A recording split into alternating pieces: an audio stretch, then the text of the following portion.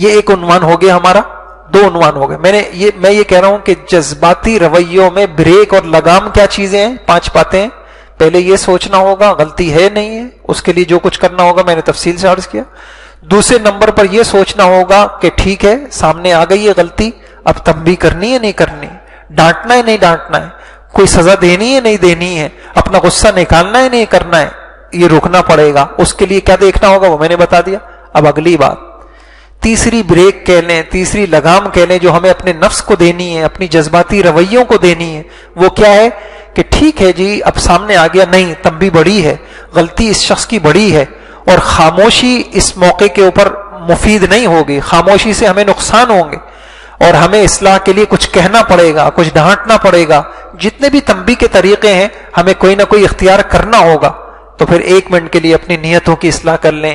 تنبیہ کرنے سے پہلے نیت کو ٹٹول لیں کہ مجھے تنبیہ کیوں کرنی ہے. مجھے تنبیہ سے مقصود اللہ کی رضا ہے، ٹھیک ہے اللہ کی رضا مقصود ہے. باپ بیٹے کو تنبیہ کرتا ہے، شوہر کرتا ہے، ادارے کے اندر مالکان کرتے ہیں، ٹھیک ہے اس کے بغیر نظام چل نہیں سکتا. اسلام کا یہ جو عقوبات کا نظام ہے، سزاؤں کا نظام ہے، یہ بھی اللہ اسلام نے ہمیں دیا ہے. یعنی آپ دیکھیں کہ پورے دین کو 5 حصے کریں تو ایک حصہ عقوبات ہے، زنا کی سزا، چوری کی سزا، شراب کی سزا، بہتان کی سزا. اس کے بغیر معاشرہ چل نہیں سکتا. اگر کھلا چھوڑ دیا جائے صرف کو جو جس پہ بہتان مارے، جو چاہے زنا کرے، جو چاہے شراب پی، تو معاشرہ تو جنگل بن جائے گا. اللہ پاک نے اتنا کامل مکمل دین دیا، سزائیں ہیں، ضروری ہیں، اور یہی تو ہماری وجہ ہے.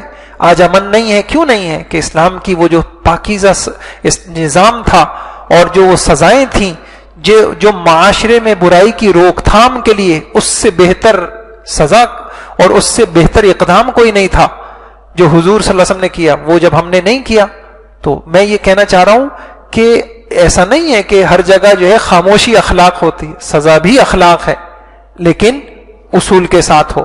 تو اب کیا ہے، طے ہو گیا جی جو غلطی ہمارے ساتھ کی گئی ہے، جو غلط معاملہ ہمارے ساتھ کیا گیا ہے، اب یہ اتنی بڑی غلطی ہے، ہم نے تحقیق کر لی غلطی ہے، ہم نے تحقیق کر لی کہ تنبیہ کرنی ہے، بغیر تنبیہ کے ہمیں نقصان ہوگا، گھر میں نقصان ہوگا یا ادارے میں نقصان ہوگا، کرنی ہے. تو اب کیا کرنا ہے؟ اپنی نیت کو ٹٹولنا ہے. کیوں کرنی؟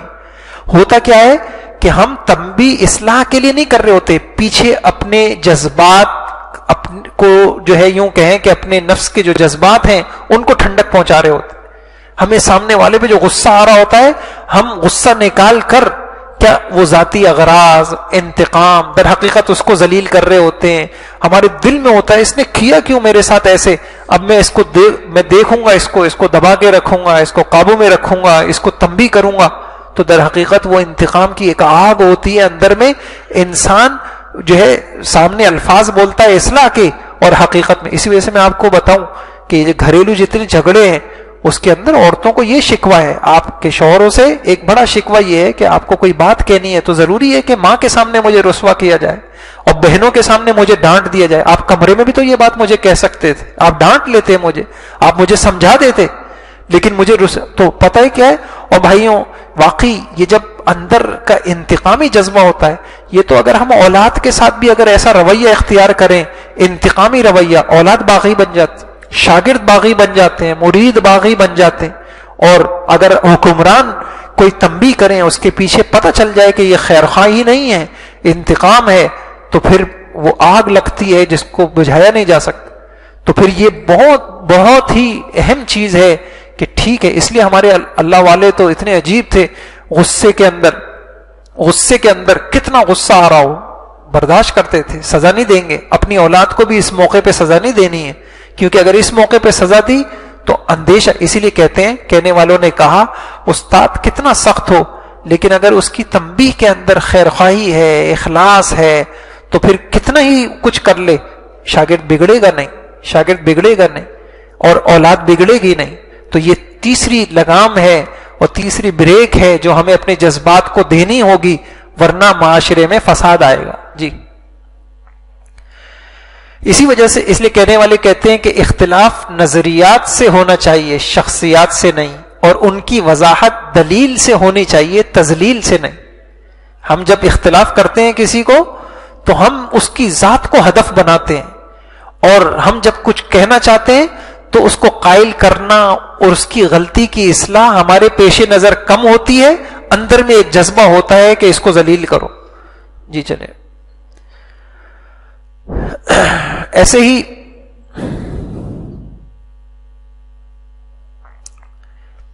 یہ ابو الدرداء رضی اللہ تعالیٰ، بڑا عجیب قصہ ہے، صحابہ سے ہمیں ملتا ہے، اور اتنا یعنی محدثین نے اس قصے کے اوپر جو عنوان قائم کیا ہے یہ حیات الصحابہ میں ہے، اور بڑے کہتے ہیں کہ 14ویں صدی کی بہترین کتابوں میں سے یہ کتاب ہر مسلمان کے گھر میں ہو، اور بہت ہی اخلاقی رہنما ہے یہ کتاب.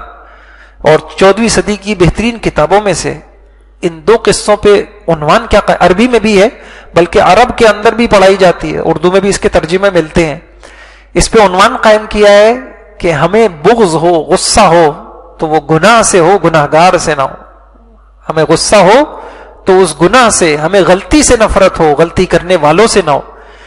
یوں آتا ہے کہ ایک شخص، اس سے کوئی غلطی ہو گئی تو کچھ لوگ اس کو برا بھلا کر رہے ہیں، اس کی تذلیل کر رہے ہیں، اس کی اہانت کر رہے ہیں، تنبیہ کر رہے ہیں. اور تو صحابی نے کہا، غالباً ابو الدرداء ہیں، انہوں نے کہا ارأیتم لو وجدتموہ فی قلیب الم تکونوا مستخرجی، اگر یہ شخص کسی کنویں میں گر جاتا تو تم اس کو نکالتے نہیں؟ ابھی یہ غلطی میں گر گیا ہے، اس سے غلطی ہو گئی ہے، کیا کنویں میں کوئی انسان گرتا تو تم نہیں نکالتے؟ کہتے ہم نکالتے. تو کہنے لگے پھر تم اپنے بھائی کو رسوا نہ کرو، ذلیل نہ کرو، اللہ کی تعریف اور حمد بیان کرو کہ اللہ نے تمہیں اس گناہ سے بچا لیا. تو انہوں نے کہا اچھا تو کیا ہم اس سے غصہ نہ نکالیں؟ یہ غلطی پہ تو غصہ آئے گا.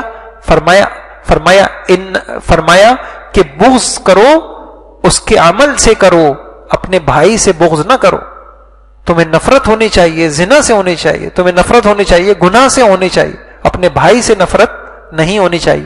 تو کیا پتا چلا کہ اگر ہمیں ایسا موقع آ گیا ہے کہ تحقیق ہو گئی ہے کہ غلطی ہے اور بات واضح ہو گئی ہے کہ تنبیہ کرنی ہے، تو اب ہمیں جب تنبیہ کرنی ہے تو غصہ نکالنے کے لیے نہیں، انتقام کے لیے نہیں، ذلیل کرنے کے لیے نہیں، رسوا کرنے کے لیے نہیں، ہمیں اس گناہ سے نفرت ہو، ہمارے پیش نظر اصلاح ہو.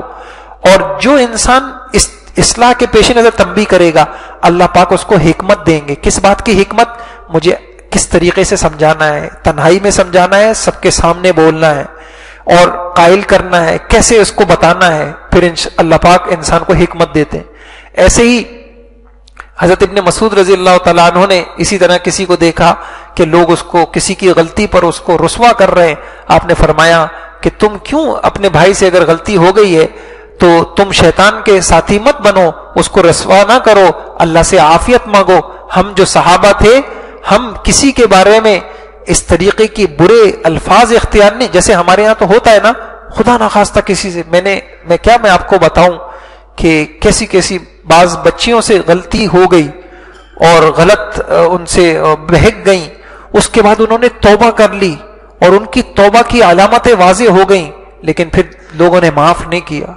ایسے سمجھدار، ایسے نمازی لوگ، اور وہ چاہتے ہیں کہ ان کو فتویٰ کوئی ایسا ملے کہ یہ معاشرے میں منہ دکھانے کے قابل نہ.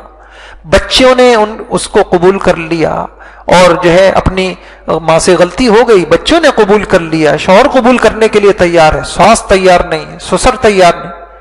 تو کیا ہوتا ہے ہمارے معاشرے کے اندر؟ حضرت ابن مسعود نے کہا ہم صحابہ ایسے نہیں تھے، ہم صحابہ ایسے نہیں کیا کرتے تھے، ہم تو ڈرتے تھے کہ ہمارا کچھ نہیں پتا کہ موت تک شیطان ہمارے ساتھ ہے، کہ ہمارا معاملہ کیا ہوگا. ہم میں سے کوئی گارنٹی دے سکتا ہے کہ میں کسی بڑے گناہ میں مبتلا نہیں ہوں گا؟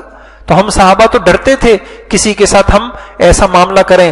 لہٰذا اگر کسی سے غلطی ہو گئی ہے، کسی سے گناہ ہو گیا ہے، تو تم اس طریقے سے اس کو رسوا نہ کرو. تو بہرحال یہ بات پتہ چلی کہ ہم غلطی کے پیچھے ہمارے اصلاح کم اور اس کی تذلیل اور اہانت اور انتقام کا جذبہ زیادہ ہوتا. لہٰذا ہمیں بریک لگانی اور یہ سوچنا ہے کہ تنبیہ ہم کیوں کر رہے ہیں، ہم یہ ڈانٹ رہے ہیں، ہمارا یہ لہجہ بلند ہو رہا ہے، اور یہ ہم آئے دن مسجد میں بھی دیکھتے ہیں. غالباً میں نے بہت عرصے پہلے پڑھا تھا، اور غالباً امام غزالی رحمہ اللہ نے کہا یہ انسان کے تکبر کی نشانی ہے. کسی غریب کے بچے کو دیکھا تو مطلب وہ ڈانٹ نہیں ہوتے. اور اکثر یہ جن مسجدوں میں مدرسے ہوتے ہیں تو مدرسہ کا کوئی بچہ، بھائی وہ جیسے آپ کے بچے ہیں، یہ بھی ایک بچہ ہے، لیکن کیا ہوتا ہے، آپ نے دیکھا ہوگا کہ کسی غریب کے بچے کو تنبیہ کرتے وقت لہجہ ہی بدل جاتا ہے. وہی غلطی کوئی امیر کا بچہ کرے تو پھر لہجہ کچھ اور ہوتا ہے. آپ بتائیے کہ یہ لہجوں کا فرق کیوں آ رہا ہے؟ یہ لہجوں کا فرق کیوں آ رہا ہے؟ یہ لہجوں کا فرق کیوں آ رہا ہے کہ اس کو حقیر سمجھا جا رہا ہے تو اس کی اصلاح مقصود نہیں ہے، اس کے اندر سے غصہ اور انتقام بلکہ نکالنا مقصود ہے، تو اس کی توہین مقصود ہے، اس کو رسوا کرنا مقصود ہے. یہ انسان کی بڑائی اور تکبر کی نشانی ہے. امام غزالی رحمہ اللہ نے غالباً لکھا ہے کہ ایک آدمی کے متکبر ہونے کے نشانیوں میں ایک نشانی یہ بھی ہے کہ جب وہ کسی چھوٹے کو اور کسی مال کی کم حیثیت والے کو تنبیہ کرے گا تو اس کے تنبیہ کا انداز ہی کچھ اور ہو. جیسے ہم ایک مالدار بچے کو یوں سمجھاتے ہیں کہ بیٹا یہ بری بات ہوتی ہے، آپ ایسا نہیں کرتے، تو کیا وجہ ہے کہ ایک غریب بچے کو ہم اس طرح نہیں سمجھاتے؟ وہ فرق کیوں آ رہا ہے؟ بچے تو بچے ہیں، جیسے اس بچے کی فطرت وہی ہے، اس بچے کی بھی فطرت وہی ہے. تو یہ میں نے عرض کیا کہ اس کو ہمیں اس سے نکلنا ہے، اس نفسانیت سے نکلنا ہے. جی آگے چلیے. اکثر اوقات سچ کڑوا نہیں ہوتا، ہم کہ سچ بولنے کا انداز کڑوا ہوتا ہے. ہم سچ بولنے کے ساتھ ساتھ دراصل دوسرے کو ذلیل کر رہے ہوتے ہیں. اور یہ بڑی عجیب بات لکھی ہے، اور توقع رکھتے ہیں کہ ہمارے ذلیل کرنے کی حرکت کو صرف سچ سمجھا جائے. اندر کا جو جذبہ ہمارا ہے کوئی وہ نہ سمجھے، بس ہم غلط بات تھوڑی کہہ رہے ہیں. بھئی غلط بات نہیں کہہ رہے تو سچ بولنا، تنبیہ کرنا، کسی کو ڈانٹنا، اس کے پیچھے ذلیل کرنا نہ ہو. جی بہترین تنقید وہ ہے جس کے ذریعے دوسروں کی انا کو نہیں بلکہ ضمیر کو جگایا جائے. اب کیا ہوتا ہے، پیچھے جب تذلیل کرنے کا وہ ہوگا تو سامنے والے میں بھی اس کے اوپر بھی شیطان آئے گا. یہ کیا طریقہ ہے بولنے کا اس انداز سے؟ تو بجائے اس معاشرے کی اصلاح ہونے کے انتقامی کارروائیاں، انتقامی جذبے بڑھیں گے. جی یہ بہت ہی قیمتی بات ہے، اللہ ہم سب کو سمجھا دے. حق بات حق نیت سے، حق طریقے سے جب بھی کہی جائے گی ضرور اثر کرے. بات بھی صحیح ہو، اور کیوں یعنی ہم کسی کو غلطی پہ ٹوک رہے ہیں، کسی کی اصلاح کر رہے ہیں، کسی کو ڈانٹ رہے ہیں، کسی کو تنبیہ کر رہے ہیں، اور جو ہے تو کیوں کر رہے ہیں؟ حق نیت سے، صحیح نیت ہو، مقصود اصلاح ہو، اور طریقہ بھی صحیح ہو، بات بھی صحیح ہو. 3 چیزیں جب شامل ہو جائیں گی انشاءاللہ پھر بگاڑ نہیں ہوگا. ایسی تنبیہ سے اولاد نہیں بگڑے گی، ایسی تنبیہ سے بیوی نہیں بگڑے گی. ایسی تنبیہ اگر ساس کو سمجھ میں آ جائے، ساس ایسی تنبیہ سیکھ لے کہ تنبیہ کرنی ہے، میں کیوں تنبیہ کر رہی ہوں. وہ تو ایک جو ہے اللہ معاف فرمائے کہ ایک پارٹیاں بنی ہوئی ہیں. بیٹی کو تنبیہ کرنے کا انداز کچھ اور ہے، بہو کو تنبیہ کرنے کا انداز کچھ اور ہے. وہ نیتیں بتاتی ہیں انسان کو. اور یہ جو فرق ہوتا ہے بھائیوں، یہ چھپتا نہیں ہے. یہ جو دوہرے معیار ہوتے ہیں یہ معیار چھپتے نہیں ہیں. اور یہی چیز دلوں میں نفرتیں پیدا کرتے ہیں کہ بھائی نہیں، یہی غلطی جب فلاں نے کی تو پھر اس کو چھپایا گیا، اس غلطی کو چھوٹا سمجھا گیا، اس غلطی کی تعویلیں کی گئیں. یہی غلطی مجھ سے ہو رہی ہے تو اس غلطی کے اوپر اتنا بڑھایا گیا.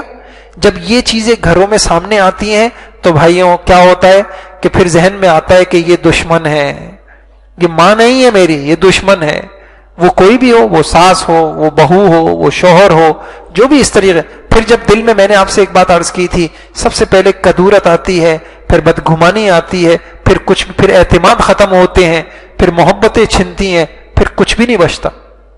اور بدگمانیاں کیوں آتی ہیں، اعتماد کو کیوں ختم ہوتے ہیں؟ ان دوہرے معیاروں سے. جی چلیے.